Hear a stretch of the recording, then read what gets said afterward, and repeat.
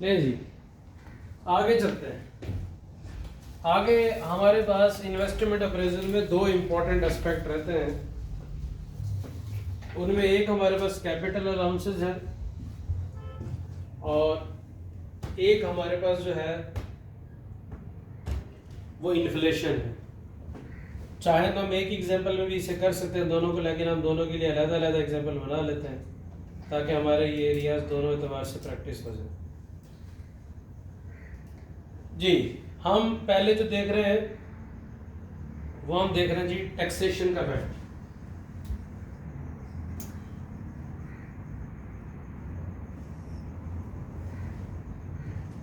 Taxation जो है वो हमारा दो एस्पेक्ट से देखा जाता है।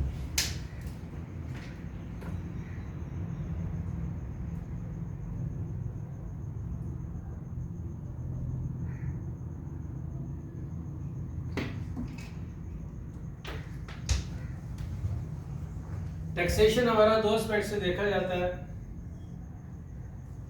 एक एस्पेक्ट तो इसका ये होता है कि प्रॉफिट्स पे हमें टैक्स देना पड़ता है। दूसरा ये होता है कि अगर आपने कोई नॉन करंट एसेट खरीदा है तो नॉन करंट एसेट पर आपको जो टैक्स अलाउंसेस मिलते हैं, टैक्स डेप्रिसिएशन मिलती है, टैक्स अलाउंसेस मिलेंगे। टैक्स अलाउंसेस अगर बढ़ेंगे तो आपका प्रॉफिट क्या होगा? कम हो जाएगा। प्रॉफिट कम होगा तो आपका टैक्स क्या हो जाएगा? सेव हो जाएगा। तो टैक्स दो एतबार से हमारी इन्वेस्टमेंट अप्रेजल को इफेक्ट करता है।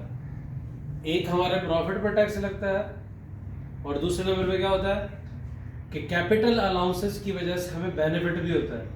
कैपिटल अलाउंस क्या होता है? हमारा एक्सपेंस होता है ना। तो कैपिटल अलाउंसेस का मतलब जो इस एसेट पर आने वाली डेप्रिसिएशन है। और हमने प्रीवियस एजुकेशन में पढ़ा हुआ है कि जो टैक्स अलाउंसेस होते हैं वो हमारे प्रॉफिट को क्या करते हैं? कम करते हैं। प्रॉफिट को कम करेंगे तो हमें क्या होगा? फायदा होगा। मिसाल के तौर पे प्रॉफिट पे आपका टैक्स बनता है ₹100 और टैक्स अलाउंसेस पे आपको जो टैक्स बेनिफिट फॉर एग्जांपल होता है वो होता है ₹20। तो इफेक्टिवली आपको टैक्स अथॉरिटीज को कितना पे करना है? 100 माइनस 20 कितना पे करना है? हमने 80 पे करना है। तो टैक्स बेनिफिट के बाद हमने उन्हें पे करना होता है कि हमारे कितने पैसे बनते हैं। इस बात पे कोई इतराज? इन बातों को सामने रखें, हम एक क्वेश्चन करेंगे तो ये टैक्स वाली बात हमारी पक्की हो जाएगी। टैक्स वाले इश्यू को सॉल्व करने के मल्टीपल तरीके हैं, तो हम एक ही तरीका करेंगे ताकि हमें क्रिस्टल क्लियर हो हमने एक्चुअली करना क्या है क्वेश्चन में। ठीक हो गया? पहले हम इसका डाटा लिख लेते हैं। वो कहते हैं जी आपने एक एसेट एक्वायर किया 1 जनवरी 2023 को, और ये जो आपने एसेट एक्वायर किया इसकी कॉस्ट है 10,000 और आपको इससे ये लगता है कि जी जो बेनिफिट होंगे वो 3 साल होंगे। जो नेट कैश फ्लोज आपको फ्रॉम ऑपरेशंस एक्सपेक्टेड है, net cash flows from operations, वो आपको एक्सपेक्टेड है 3 सालों में, ईयर 1, ईयर 2 और ईयर 3। 3 सालों में आपको कैश फ्लो एक्सपेक्टेड है। पहले साल आपको एक्सपेक्टेड है 5,000, दूसरे साल आपको एक्सपेक्टेड है 7,000 और तीसरे साल जो आपको कैश इनफ्लोज एक्सपेक्टेड है वो है 8,000। ये आपको ऑपरेटिंग कैश फ्लोज एक्सपेक्टेड है। और वो कहता है ये जो आपने मशीन ली है 10,000 की, इसकी जो स्क्रैप वैल्यू एक्सपेक्टेड है at the end of project, scrap value जो एक्सपेक्टेड है वो है 6,000। और इसके अलावा वो आपको कहता है कि वर्किंग कैपिटल भी आपको चाहिए होगा।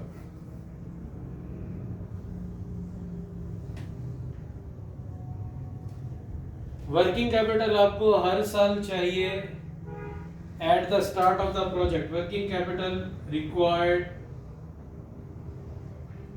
At the start of the project वो है ₹1,000। 1,000 रुपये आपको ये चाहिए। डॉलर कर ले, रुपीस कर ले, पाउंड कर ले, एक ही बात। और जो कॉर्पोरेशन टैक्स रेट है, जो टैक्स रेट है वो है 30%। और ये जो आपने पे करना है वो करना है payable 1 year arrear. 1 year arrear का मतलब क्या है? एक साल का टैक्स अगले साल पे करना, एक साल के अगले साल पे करना। ठीक है भैया, तो टैक्स रेट हमारा क्या है भैया?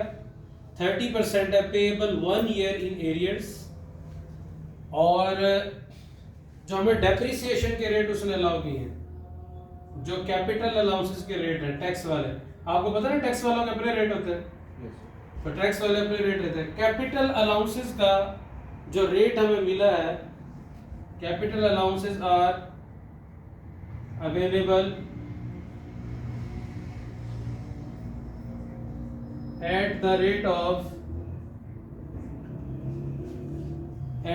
of 25% per annum।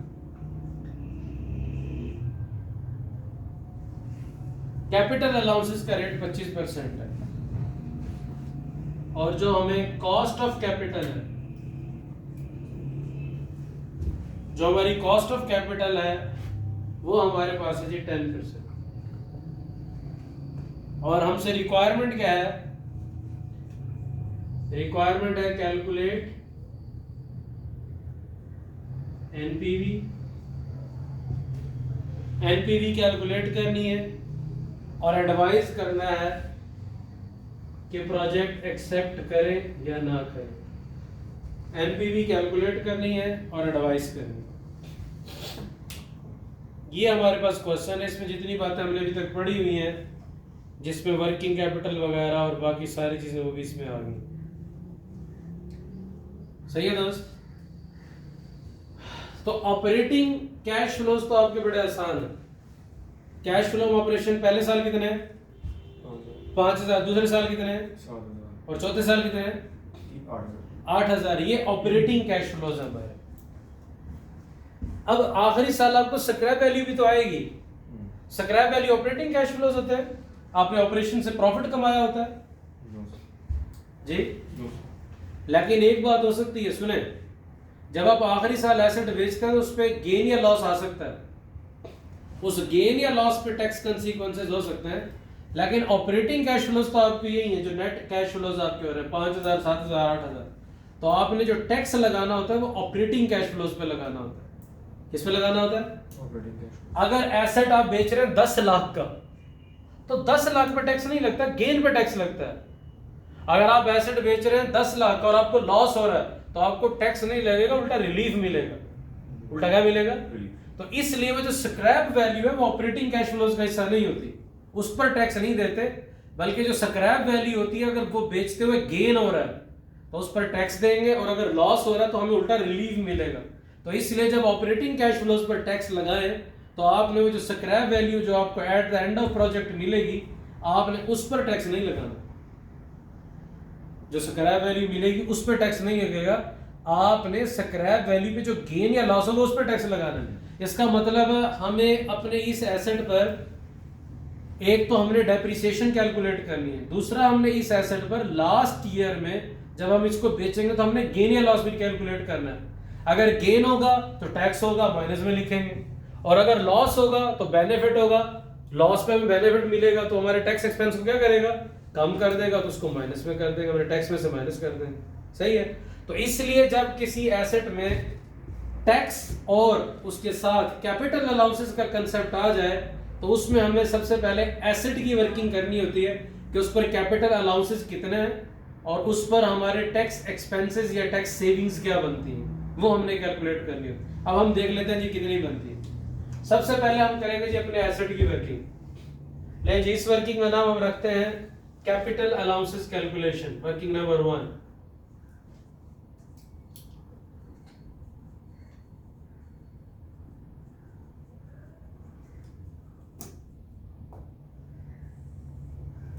Capital allowances calculation. जी ये एसेट कब लिया था हमने? बोले जी, ये एसेट कब लिया था? 1 जनवरी 2023 को। तो सबसे पहले हम इसके कैपिटल अलाउंस की कैलकुलेशन करेंगे 31 दिसंबर 2023। 31 दिसंबर 2023 इसकी कॉस्ट हमारे पास थी 10,000। कैपिटल अलाउंसेस का रेट कितना है? कैपिटल अलाउंसेस का रेट है जी 25%। तो पहले साल हमें टैक्स अथॉरिटीज वाले टैक्स अलाउ करेंगे, कैपिटल अलाउंस अलाउ करेंगे एट द रेट ऑफ 25%। 10,000 का 25% कितना बनेगा? 2500। तो ये कैपिटल अलाउंस हमें वो अलाउ कर देंगे।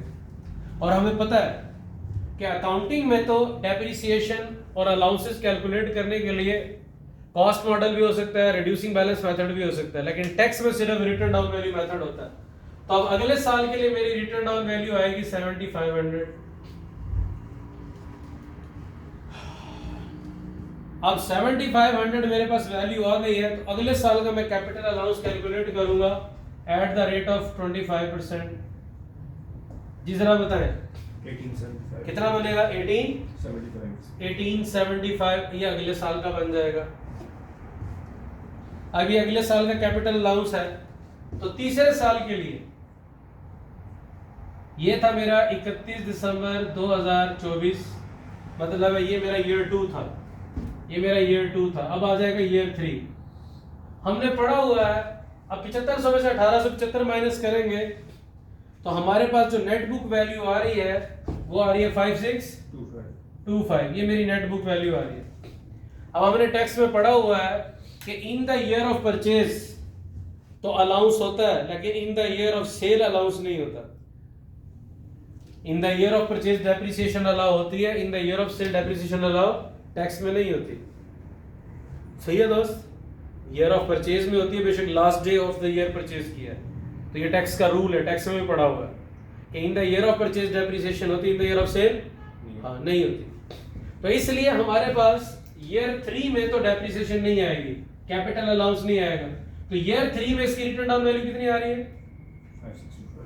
5625। अब देखें, अब स्क्रैप वैल्यू यहां रोल प्ले करेगा। और आप इसको कितने का बेच रहे हैं? प्रोसीड्स कितनी हुई है आपको? प्रोसीड्स आप कितने का बेच रहे हैं भैया? 6000 का बेच रहे हैं, तो 6000 ये हमारी प्रोसीड्स आ जाएंगे। 6000 हमारी प्रोसीड्स है। तो बताएं गेन है या लॉस है? गेन कितने का गेन है?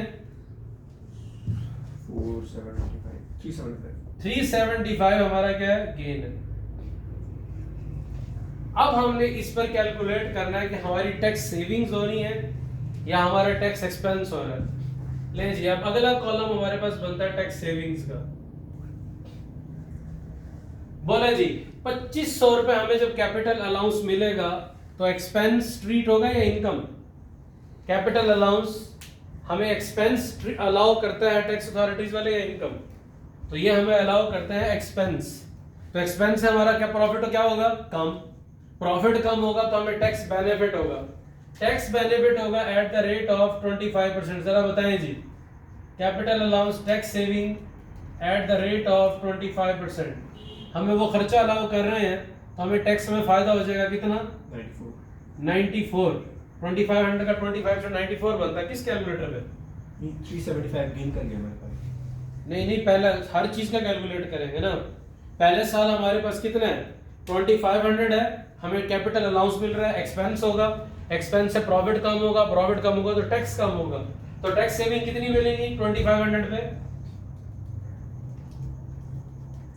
Tax saving at the rate of 25% में मिलेगी 750। 625 की मिलती है 2500 की। 2500 का हमने टैक्स रेट क्वेश्चन में कितना लिया था? 30% लिया था ना। 30%। ये 30% ले। कैपिटल अलाउंस का रेट 25% है और टैक्स का रेट क्या है क्वेश्चन में? 30%। तो टैक्स कैपिटल अलाउंसेस 25% पे कैलकुलेट होंगे, लेकिन टैक्स जो बेनिफिट कैलकुलेट होगा वो किस पे कैलकुलेट होगा? 30% पे। तो 2500 का 30% बताएं? 750। ओके 750। ये फायदा होगा नुकसान? ये फायदा, क्योंकि ये हमें एक्सपेंस हम अलाउ करवा रहे हैं, तो एक्सपेंस से प्रॉफिट कम होगा और प्रॉफिट से हमारा टैक्स भी कम होगा, तो ये टैक्स सेविंग्स हो जाएंगे। अगले साल में वो कैपिटल अलाउंस कर रहे हैं 1875 का, तो 1875 पे एट 30%। जब ये एक्सपेंस होगा, प्रॉफिट कम होगा, तो फायदा होगा। कितना मिलेगा एट 30%? 563। 563 हमें ये बेनिफिट होता है। अब आखिरी साल में हमारे पास गेन आ रहा है 375 का। 375 जब हमारे पास गेन आएगा तो गेन की वजह से प्रॉफिट बढ़ेगा, प्रॉफिट की वजह से टैक्स आएगा, तो ये सेविंग्स नहीं होंगी बल्कि ये हमारे पास क्या होगा, टैक्स पेएबल होगा। तो 575 एट 30% कितना बनेगा, 113। ये सेविंग नहीं है, ये बल्कि क्या होगा, माइनस में होगा, ये पहला समय पे करना पड़ेगा। तो जब आपके क्वेश्चन में एक नॉन करंट एसेट आप जिसपे प्रोजेक्ट इन्वेस्टमेंट कर रहे हैं, अब जब वो आपको क्वेश्चन में इन्वेस्टमेंट दे दे और क्वेश्चन में वो कहे कि ये प्लांट एंड मशीनरी इस पर कैपिटल अलाउंसेस अवेलेबल है, तो कैपिटल अलाउंस कैलकुलेट करने कैपिटल अलाउंस के रेट पर, ठीक है भैया। और जब आपको कैपिटल अलाउंस अलाउ होंगे तो आपको एक्सपेंस अलाउ होगा, एक्सपेंस अलाउ होगा तो एक्सपेंस से प्रॉफिट कम होगा, प्रॉफिट कम होगा तो टैक्स सेव हो जाएगा।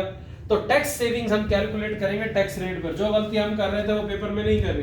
कैपिटल अलाउंसेस होंगे कैपिटल अलाउंस के रेट पर और टैक्स सेविंग होंगी टैक्स के रेट पर।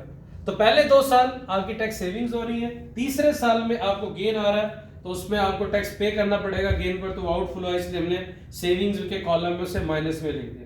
तो आपकी एक ये बड़ी बहुत इंपॉर्टेंट वर्किंग होती है, जब भी आपके क्वेश्चन में और पेपर में आएगा क्वेश्चन में टैक्स भी होगा और कैपिटल अलाउंस भी होगा, तो आपने ये इनकॉर्पोरेट करना, ये बड़ी इंपॉर्टेंट वर्किंग है जो आपने कैलकुलेट करनी। सही है। अब ये करने के बाद फिर क्वेश्चन हमारा बिल्कुल सीधा हो जाएगा, फिर मुश्किल नहीं। अब हम यहाँ इनकॉर्पोरेट करते हैं ईयर्स। ईयर्स एक हमारे पास है 0, एक है 1, एक है हमारे पास 2 और एक है 3। अब यहाँ एक और पॉइंट सीखना आपने। अब आपने कहा है कि मैं टैक्स जो पे करूंगा 1 ईयर एरियर में पे करूंगा, इसमें पे करूंगा। तो तीसरे साल का टैक्स आप कब पे कर रहे होंगे, चौथे साल में। प्रोजेक्ट 3 साल का है, प्रोजेक्ट 3 साल का है, लेकिन टैक्स आप पे कर रहे हैं इन एरियर्स। तो जब मैं इन एरियर्स पे करूंगा टैक्स, तो वो टैक्स मेरा तीसरे साल में नहीं आएगा, वो टैक्स मेरा चौथे साल में आएगा। इसलिए हम यहाँ चौथा साल भी लेंगे। ये चौथा साल सिर्फ किसके लिए लिया हमने, टैक्स इन एरियर्स के लिए लिया है कि भाई जन टैक्स चूंकि इन एरियर पे करना है तो 1 साल का टैक्स अगले साल पे करना है, तो ये किस में पे होगा, इन एरियर्स में होगा, तो इसलिए हमने अगले साल का भी ले लिया। जो अभी तक पढ़ा है इसको रिकॉल करें फिर आगे चलते हैं।